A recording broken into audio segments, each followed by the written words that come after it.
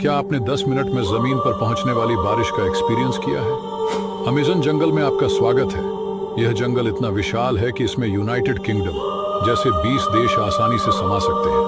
55 लाख वर्ग मीटर में फैला यह जंगल ग्रीन एनाकोंडा जैसे खतरनाक जीवों का घर है। हम जो सांस लेते हैं उसका 20% हिस्सा अमेज़न से आता है।